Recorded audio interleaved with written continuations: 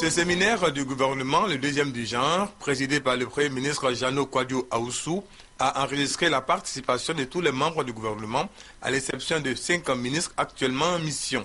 Son objectif, selon le communiqué final, lu par la ministre de la Famille, de la Femme et de l'Enfant, Raymond Koudou Kofi, est d'abord de permettre aux membres du gouvernement de s'approprier le plan national de développement PND 2012-2015 et ensuite d'informer les ministres sur le programme Millennium Challenge Corporation, MCC, pour lequel la Côte d'Ivoire ambitionne d'être éligible en 2012.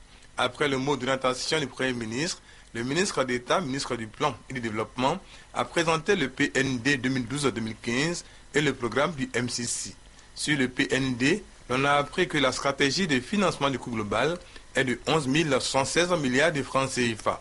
Les discussions qui ont suivi après l'exposé ont permis au ministre de comprendre la nécessité de mettre un accent sur les capacités des entreprises sélectionnées à l'issue des procédures d'appel d'offres. Quant au programme du MCC, un programme d'aide du Congrès américain aux pays qui en remplissent les conditions, l'on retient du communiqué final que des réformes doivent être mises en œuvre avant la fin du mois de juin 2012 afin de permettre à la Côte d'Ivoire, si elle est éligible, de bénéficier des 500 milliards de francs CFA sur 5 ans. Le gouvernement qui accorde une priorité au PND et au MCC a décidé de prendre les mesures suivantes après ce séminaire du gouvernement. Le gouvernement demande qu'une large diffusion du PND et du MCC soit faite auprès de toutes les administrations, du secteur privé et de tous les partenaires au développement.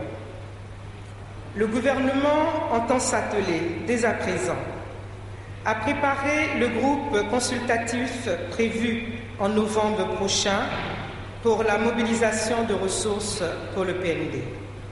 Clôturant les travaux du séminaire gouvernemental, le Premier ministre Jano Kwadwo Ahoussou s'est réjoui de cette séance de formation et d'information au profit des membres du gouvernement sur le PND et le MCC.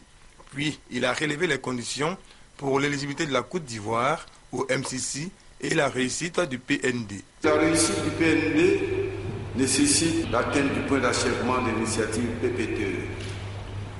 La réussite du PND nécessite que notre économie soit capable d'absorber les ressources financières importantes qui seront mobilisées. S'agissant du MCC, le gouvernement doit prendre toutes les dispositions utiles et urgentes pour la mise au vert des indicateurs de notre pays. Tant il est vrai que nous ambitionnons d'atteindre l'éligibilité à cet important programme du Congrès américain en novembre 2012, à l'instar de pays comme le Ghana, le Burkina Faso, le Bénin, le Sénégal, pour ne citer que ceux-là. Le Premier ministre a terminé en invitant les membres du gouvernement à décliner sous le sceau de l'urgence le PND 2012-2015, un programme de travail en vue de la prochaine tenue du séminaire gouvernemental pour l'élaboration du programme de travail national du gouvernement pour l'année 2012.